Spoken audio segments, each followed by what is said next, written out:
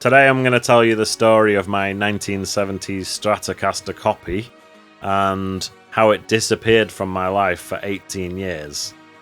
I thought it was gone forever, but now it's back, and you'll never guess what I saw underneath this plate on the back of the guitar, so stick around till the end of the video and I'll show you what I found inside. Let's go right back to the beginning of the story.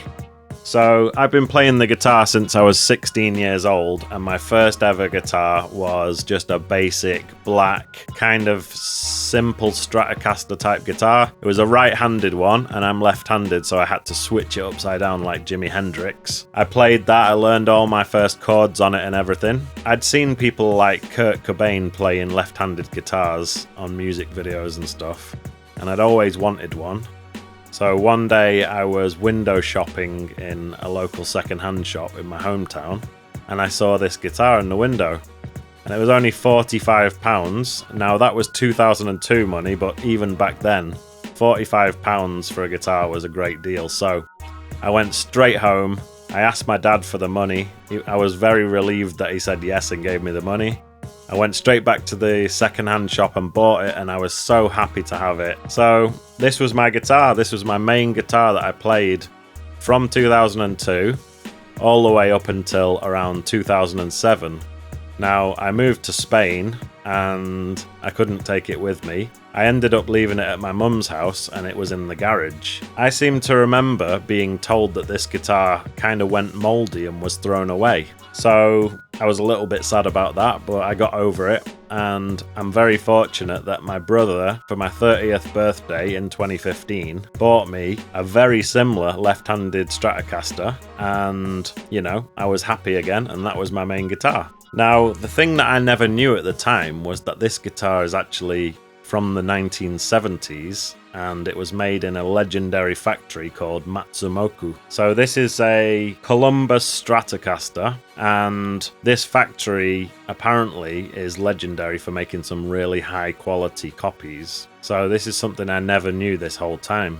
Fast forward to 2024, the summertime, and we're sitting around the dinner table at my mum's house, and we're talking about instruments and stuff, and I told her that I'd bought a new bass, and then I just casually said, it's a shame about that left-handed guitar that got thrown away because I really miss it. And she was like, what do you mean? Your guitar's still there in the garage.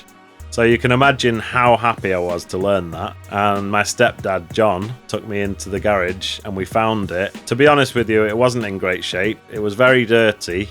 It had graffiti on it, and there were some gouges in the back of the neck.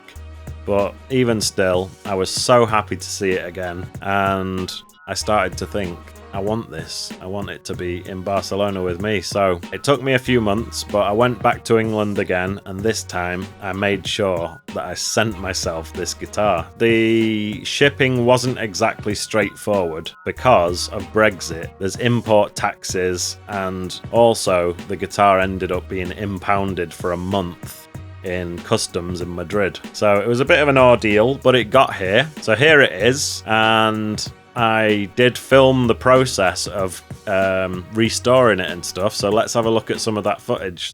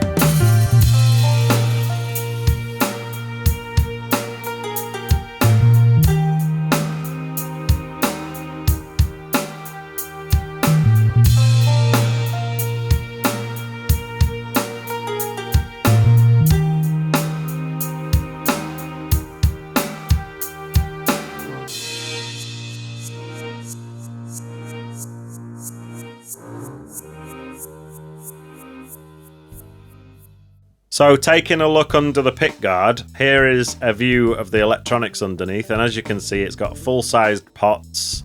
Everything looks really high quality. This switch, this 5-way switch, is pretty different to any that I've ever seen before, and it does have a very smooth action when you flick between the different settings on the switch. It just feels really high quality and smooth. I was actually looking for dates.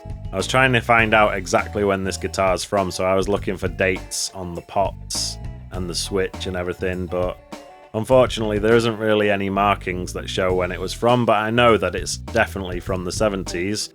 So taking a look at the pickups on this guitar, you can see that they just have some tape wrapped around them. They're very simple single coil pickups, very skinny wires, and when you put this guitar to positions 2 and 4, it doesn't cancel the hum. So that tells you that all 3 pickups are wound the same way, so it doesn't do that humbucking thing that modern Stratocasters do. I need to give a shout out to a website called vintax.com, which is a website that's got catalogues for different vintage guitars from the 60s, 70s, 80s, 90s, etc. And here's the page from the Columbus catalogue, which clearly shows my guitar. Now, I don't know why, but the sunburst is looking totally different on there, but that is the guitar, and you can see at the bottom it says 77E. This guitar is identical to the 11L in design and quality, but it's the left-handed model, so that's the one.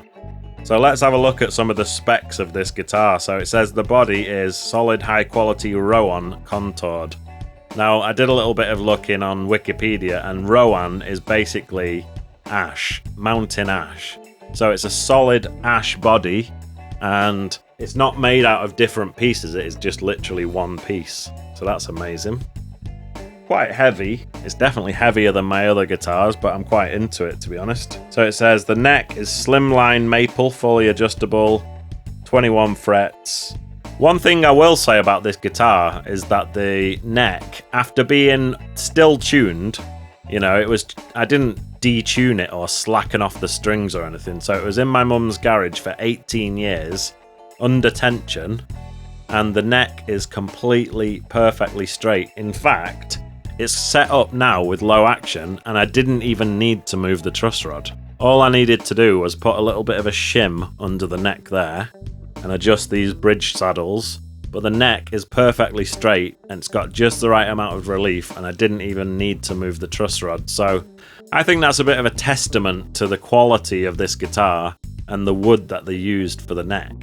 You're probably wondering how this guitar sounds, so here's a little audio demo.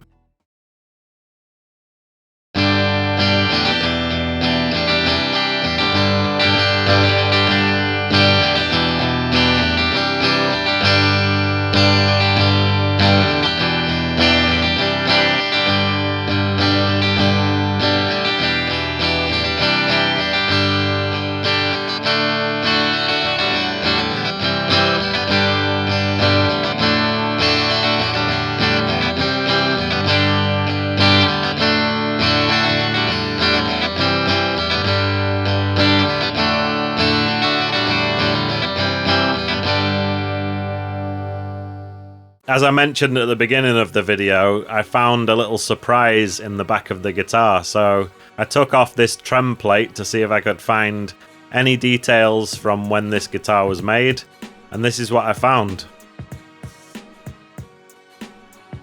So big up John, he was a previous owner of this guitar in the early 80s, and he left his mark in there, so how cool is that? So I just thought I'd share that with you. But anyway, thank you so much for watching this video. If you've enjoyed it, make sure you click the like button, subscribe to the channel, and I'll see you in the next one.